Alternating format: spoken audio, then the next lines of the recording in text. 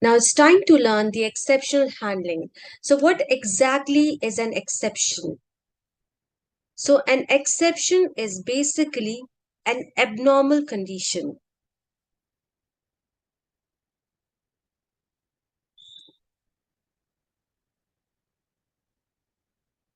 And when I say abnormal condition, it means that it is an event that disrupts the normal flow of the program. Okay, it simply means that suppose your application or maybe your code is running absolutely fine, but all of a sudden there is an error. Okay, it starts throwing an error. So we call it as an exception. So exception happen during the runtime. So you will able to save your code successfully. But during the runtime, in some of the scenarios, your code might throw an exception. For example, you must have seen a lot of times, especially when you're on any of the website or on mobile app, that you are on that, but all of a sudden it gives you some error that you're not able to understand, or maybe all of a sudden it closes abruptly. So in that case, mostly an exception happens in the code of that particular website or application. Okay. For for example, suppose you're dividing, say, number 5 by a number. Okay. And this number you're getting as a user input. Now user input as 0. So this code now will throw an exception. Now you know that the user, they might input 0 as a number. As soon as they'll input 0 as the number, your code will start throwing the exception. So what you can do is you can write your code in a way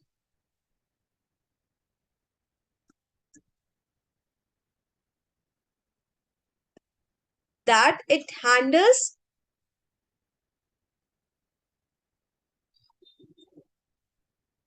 exceptions.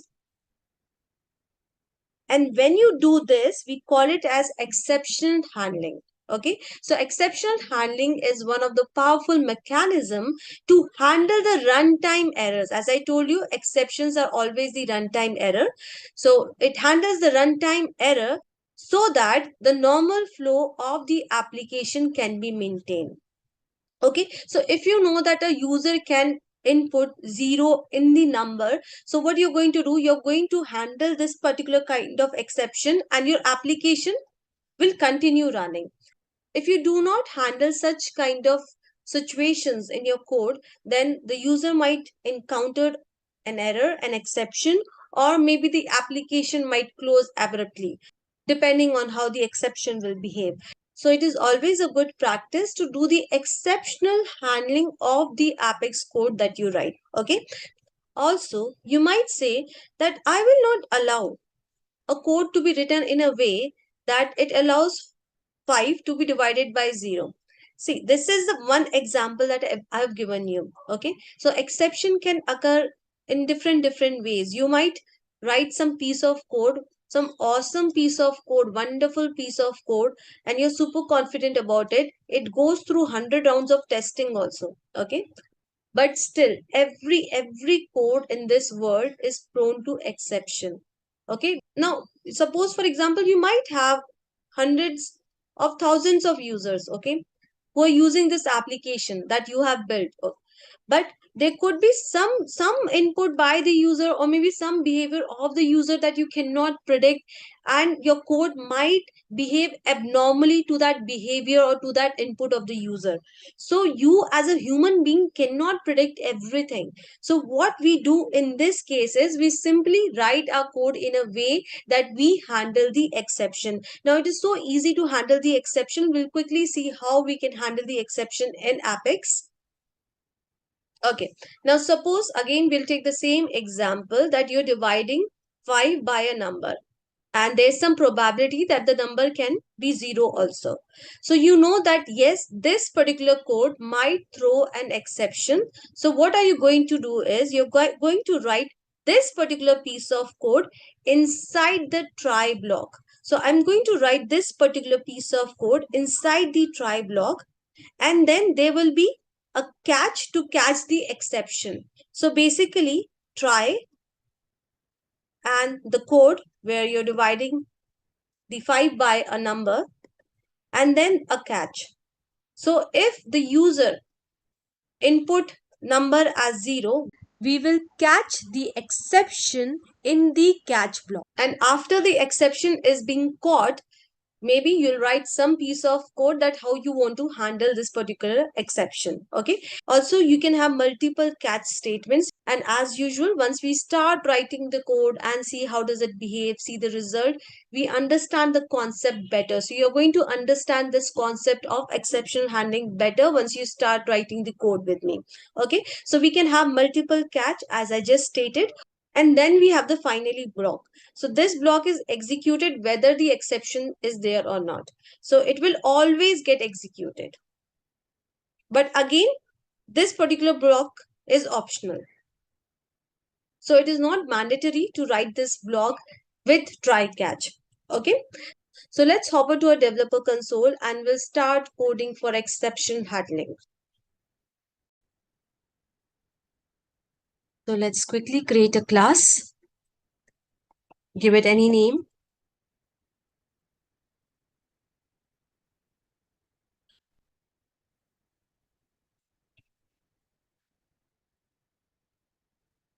Okay.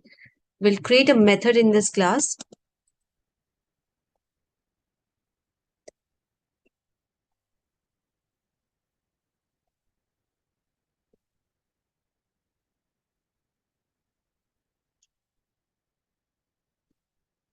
Now I'm going to write a code which is going to throw the exception. So I'll show you how you can write the code without try catch block and with try catch block.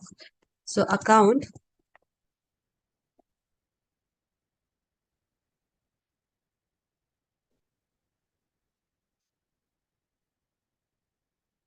So I've created a variable type account. And now I'm querying the account object and storing the result in the variable.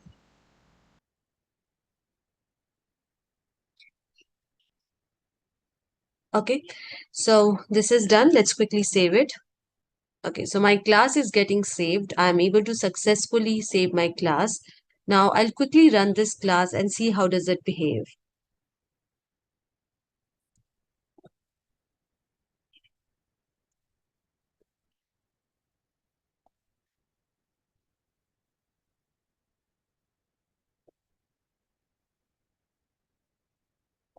And the method. Okay, let's execute it. Now, if you see, my class has thrown the error as soon as I tried running the class. It is throwing system.queryException. List has more than one row for assignment to S object. So it means that what I am trying to do over here is I'm trying to save the result of this particular query in my account variable. Now my account variable is of type account. So it can store only one record. It cannot store multiple records. But my query is resulting in multiple records.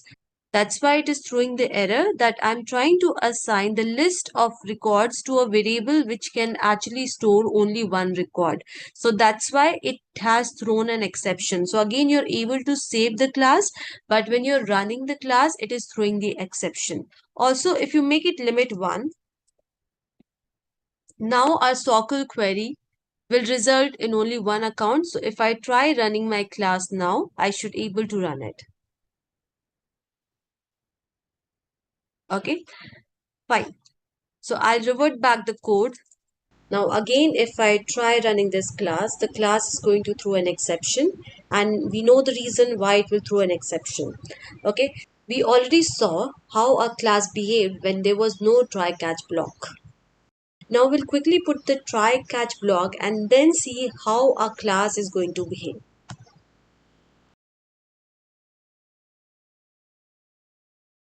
So we are going to add this particular piece of code inside the try block.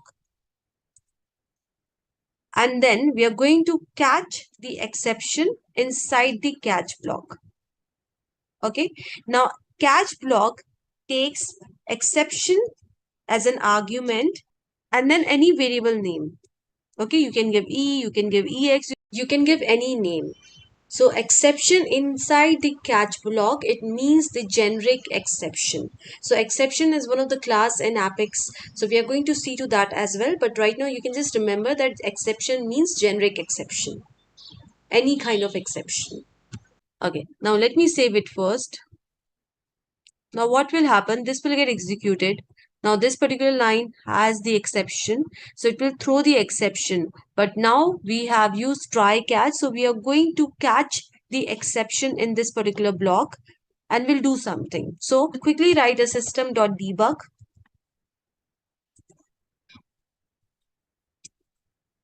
and let's give some string exception caught. Okay. And now we'll try running our class and see if the exception is being caught or not. Okay. Make sure that you save your class. Right now it is still saving, so I'll wait for some time. Okay, it is saved. Let's execute it.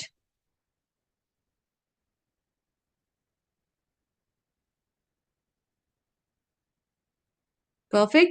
So our class did not throw the error this time. It did not throw the exception this time because we are using try catch to handle the exceptions. And this is called exception handling.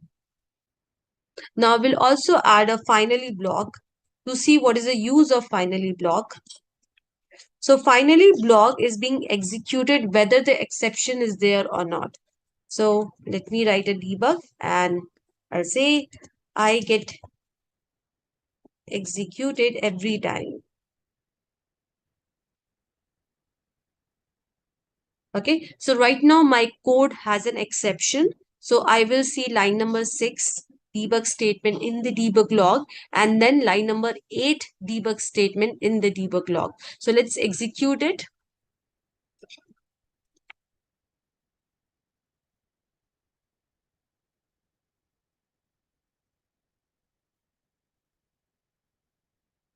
Okay, so finally is also getting executed. Now we'll correct the code on line number 4. You can make it as a list of account or you can put a limit here, limit 1, the way we did few minutes back. And now if I try executing it, let's see what happens.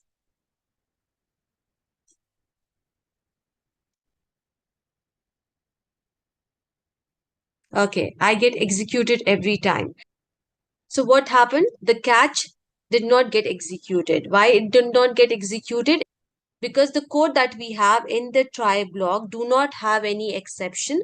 That's why the catch block did not get executed. And as I told you that finally is going to execute whenever there is an exception or whenever there is no exception in the code. So right now there was no exception in the code. Still the finally block got executed. So finally block will get executed every single time. Okay, I was talking about the exception class when we were writing the catch block. So you'll get to know about the exception class on developer.salesforce.com. So this page will tell you about the exception class and the built-in exception. So we have a lot of built-in exceptions we can directly use in the catch statement. So what exactly are built-in exceptions? What is the significance of it? We are going to learn that whilst we write the code for it. Also, we are not going to cover all the built-in exception. As you see, there are a huge number of built-in exceptions. So we are going to cover some important and widely used built-in exception.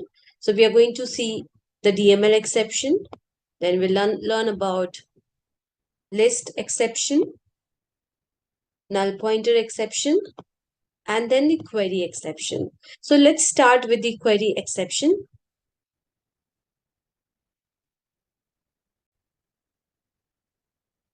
So I'm back on the class that we wrote. So we are going to do some changes on the same class. If you wish to write a new class, you can do that as well. Okay, so I'll quickly change the code in a way that it starts throwing the exception. Now it will start throwing the exception. I've removed the list and make sure that we keep saving the classes, and I've saved my class. So right now, if you see the catch block, so catch block is catching the generic exception. Here we are not saying that, okay, this particular exception, it's a generic exception. It can be of any type. But if you want to specify that if this kind of exception is being thrown, then we use the built-in exception. I'll show it to you. So we are going to use query exception. So over here, let's write query exception and any variable. Okay.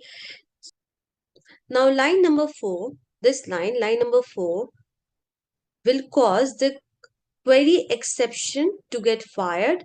So it will be caught in this particular catch block. It will not be caught in this catch block because we have specified that if there is a query exception, then this catch block should get executed. So we'll quickly write a system.debug statement in query exception catch block as well.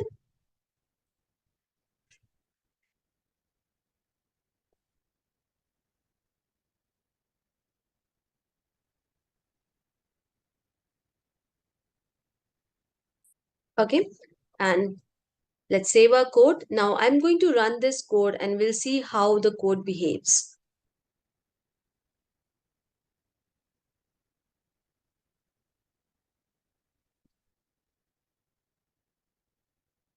Okay, I'm in query exception and then it is simply executing the finally block. Okay, so I hope you have got what exactly is the built-in exception. So with the help of built-in exception, we tell the interpreter that, okay, if it's a query exception, please execute the query exception catch block. If it is some other exception and then we have a catch block for that particular exception, please execute that particular catch block. And if there's any other exception that we do not know about, so you can also, so in that case, the generic catch block will get executed. Also, we just saw, so do not get confused about it, that if we did not give any of the built-in exception, then it will automatically go into the generic catch block. So I have seen a lot of coders, they do not write the built-in exception until unless there is a need of it. They usually use the generic exception. So rather than writing the built-in exception, they use the generic exception for all kind of exceptions. Okay, so also I would like to show you one more thing. So this is the generic exception. If I simply want to print the E also, let's see what value do we get in E. So exception caught, and then what does it show in E variable?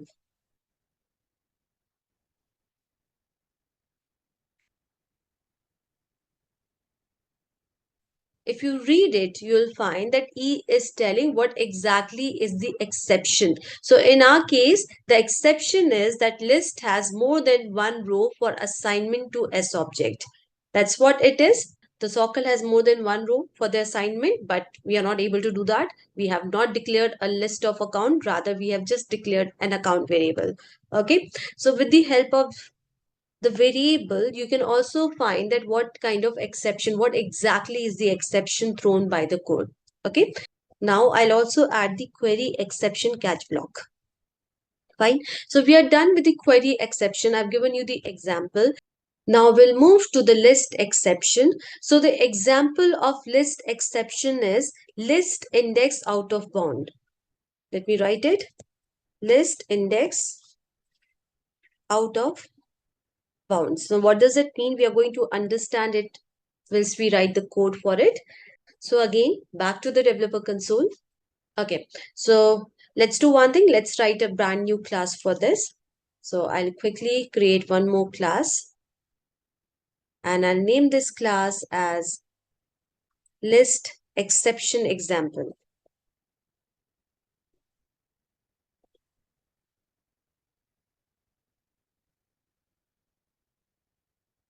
Okay, let's quickly write a method, public void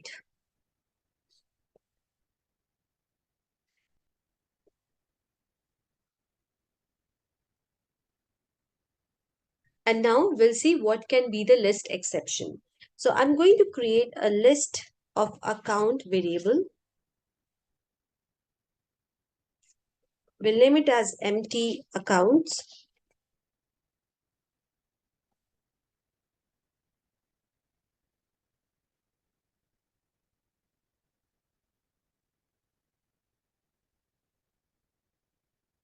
Okay, so this is a list variable of type account. Fine, I'll also put A in caps. So now let's quickly create a variable.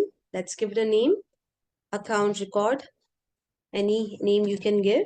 Okay, now what I'm trying to do over here is, this is a list which is an empty list. Okay, it has no data in it, no values in it.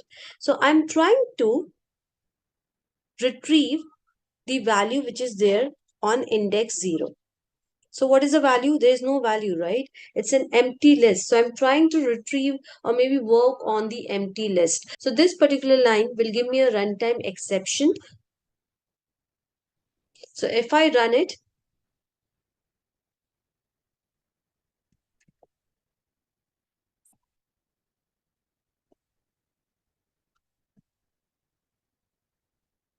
and execute it.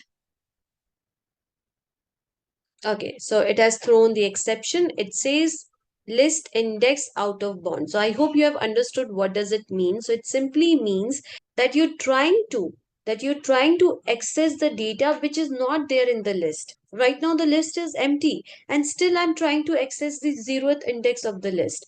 So in this case it is going to throw the exception. Okay. So again we will handle this code with the help of try catch block, because we do not want to see the exception when we execute the class. Okay, so again, if you want to give a generic exception, that's perfectly fine. No one will say why you have given a generic exception. You can very well do that. And as I told you, a lot of developers, they prefer giving a generic exception. So let me write my generic exception.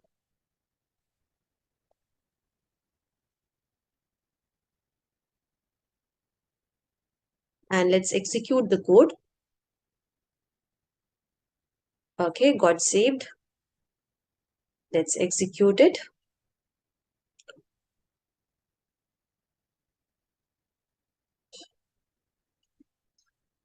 Okay, list index out of bounds. So that's fine, but we were talking about the built-in exception. So we have a built-in list exception. So what we are going to do is, we are going to write a catch block specifically for list exception. So now over here, let me quickly write list exception, and in the system.debug, I'll say my list exception, and then I want to see what the value E is holding. Okay, so let's quickly execute it.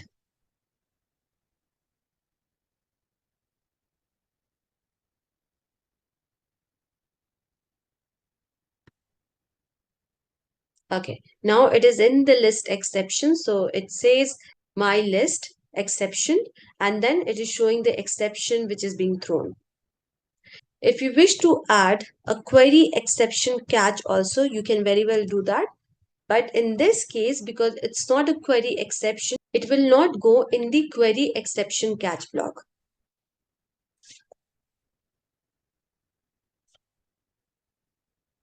So let's execute it.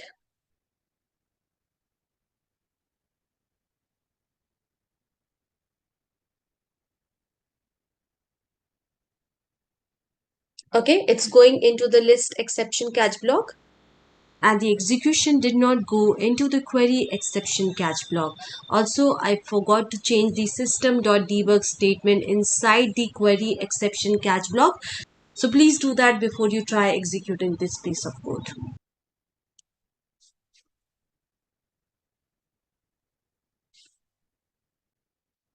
Now it's time to learn about the null pointer exception.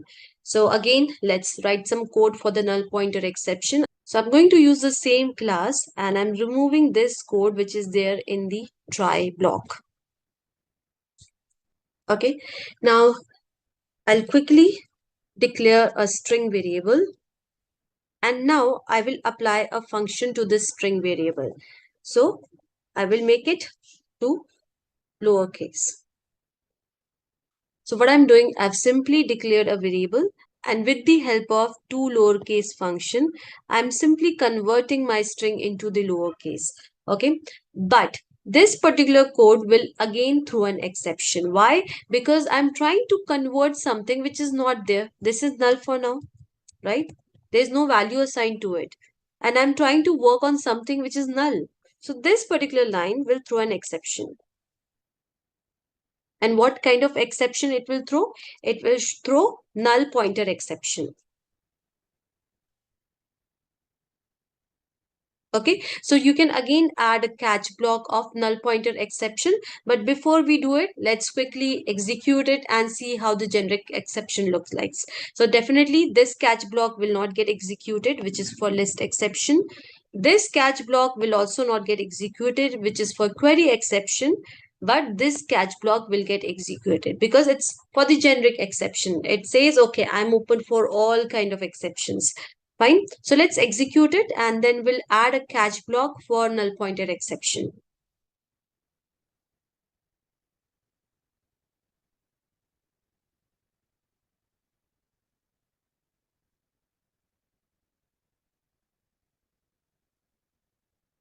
Okay, my generic exception, and then it is saying attempt to dereference a null object. It means that you're trying to do something with the null value.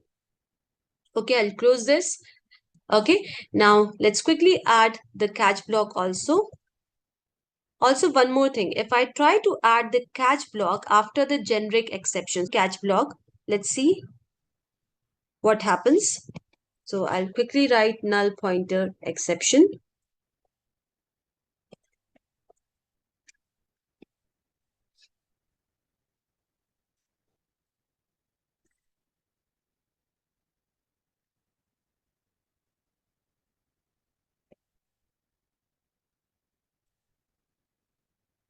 Now if I try saving this code, I'll not able to save this code. Why? Let's see what is the problem. So it says exception type already caught. So it means that this exception, null pointer exception, is already being caught by the generic exception. So you cannot catch it again with the help of catch block. So if you want to write any built-in exception catch block with generic exception catch block, make sure that you write it before the generic exception catch block. Okay, now if I try saving my code, I'll able to save my code. And let's execute it. Okay, the class is saved. Let's execute it.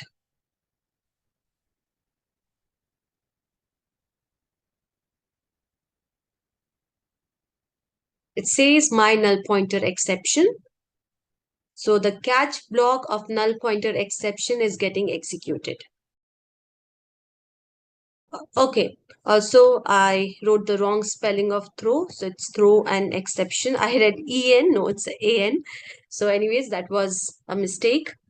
Fine. Now it's time to learn about the DML exceptions. So any guesses what DML exception can be? Just think of it. So I'm sure you're right. So any exception related to the DML statements. So let's quickly write some code that will throw the DML exception. Okay, so I'll say account ACC equals to new account,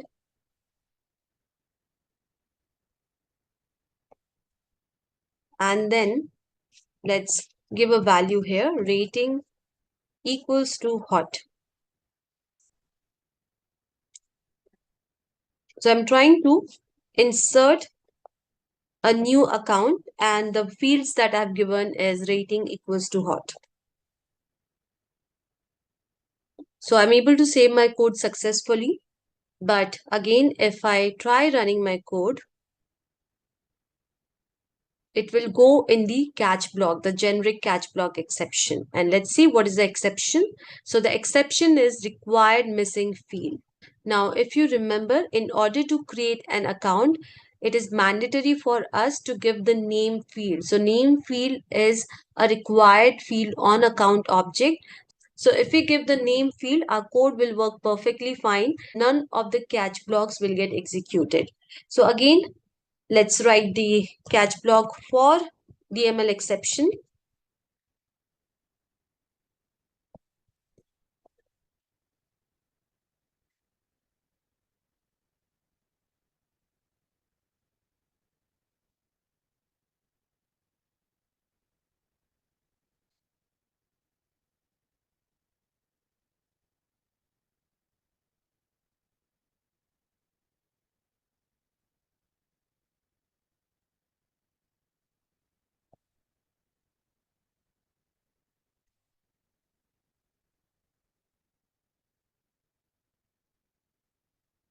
Now, if I execute this code, the DML exception catch block will catch the exception.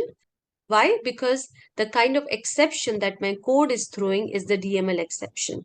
Okay, let's quickly run the class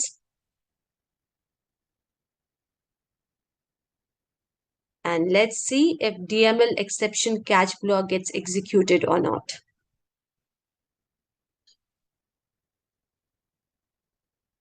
Okay, awesome. So DML exception thrown. So it is executing the DML catch block, DML exception catch block. Okay, so we are done with the exception handling. And as I've already told you that it is very, very important to handle the exceptions in the code. So make sure that when you write the code, you write a lot of try and the catch blocks.